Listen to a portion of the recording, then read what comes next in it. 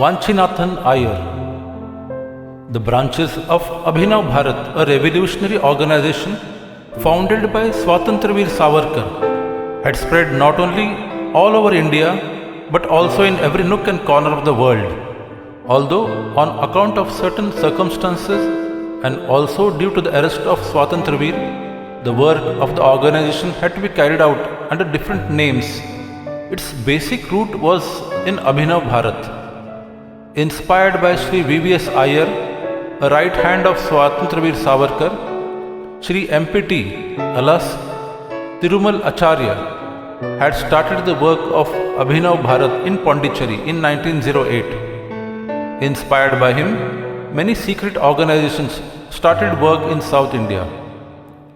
Robert Williams D. Escott Ash, the sub-collector of Tuticorin, had filed suits against 27 prominent citizens alleging the spread of uprising against the state and had been successful in getting them sentenced to various terms of imprisonment. He crushed the independence movement by his tyrannical methods, but the unrest could not be completely rooted out. It continued to smolder. Swatantraveer Savarkar was arrested in London on the 13th March 1910. After all efforts to get him released failed in Europe, VVS Iyer reached Pondicherry secretly via Colombo and Cuddalore, etc. His arrival here gave a great impetus to the freedom movement. A plan was hatched to eliminate the brutal Ash. The execution of the plan was entrusted to Vanchinathan Iyer. Even earlier, inspired by Thirumal Acharya, Vanchinathan Iyer had started a secret organization in Travancore Strait under the name Bharat Mata Sangam. He drew inspiration from the patriotic songs written by Subramanyam Bharati. He had the benefit of close association with and guidance from Nilakantha Brahmachari. He was immersed in his love for the country and was an active participant in the freedom movement. Giving no thought to the neglect of his family, he set out on his task. His brother-in-law, Shankar Krishna Iyer, decided to accompany him. Ash was posted as collector at Tirunelveli. These two reached Tirunelveli on 15th June 1911, closely following the activities of Ash.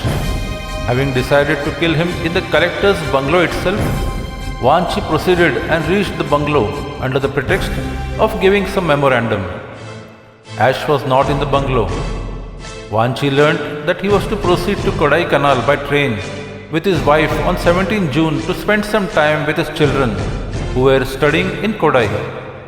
Vanchi decided to follow him on this journey and to finish him. Having decided like this, he returned home. 17 June was a Saturday. Vanchi Iyer and Shankar Krishna Iyer got up early and got ready to leave. Vanchi had put on a khaki coat worn usually by forest guards. He carried a fully loaded Belgian-made small but very effective pistol with him in his coat pocket. He had wiped out the number of the pistol using a file. Because of this precaution, many others could escape easily. He had in his upper coat pocket a statement in Tamil language in his own handwriting describing the rationale behind the killing of Ash. After reaching Tirunelveli, he purchased 2 second-class tickets for Maniachi Junction. One had to change the train here to reach Kodaikanal. They waited at the station for Ash to arrive. Under the pretext of just loitering about, Vanchi Iyer went past the compartment. He went to the urinal at the end of the platform and released the safety latch of his pistol. He kept the pistol in his coat pocket and started walking backwards. As soon as he reached Ash's compartment, he jumped onto the steps of the carriage.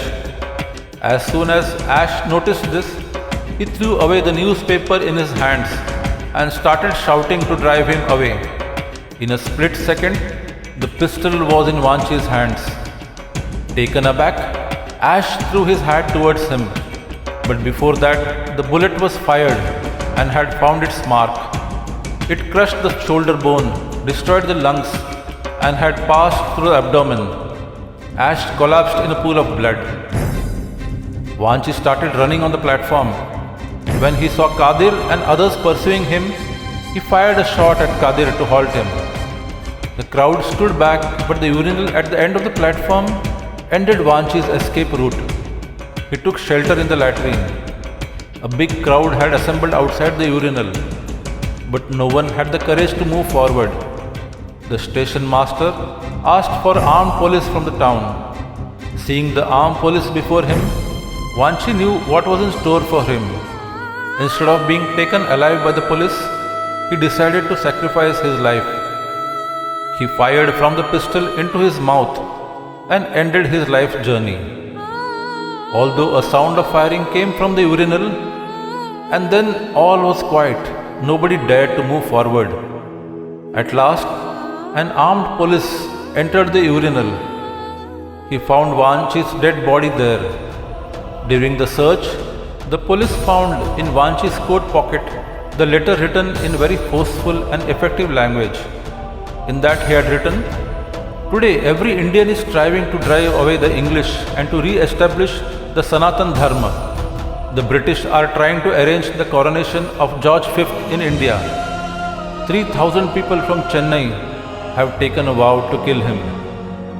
I wish everyone to know about it, and that is why I have done this today." After hasty and quick investigations, a trial against 14 revolutionaries came up before the Madras High Court under the new legislation for having conspired to kill Ash and to overthrow the British rule. The trial ended on 15th February 1912.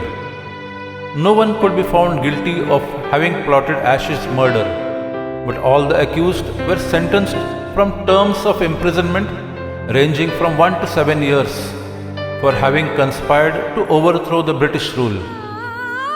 Vanchinathan Iyer sacrificed his family life, all happiness, and even his life fighting for freedom. We should guard jealously to ensure that this sacrifice does not go in waste.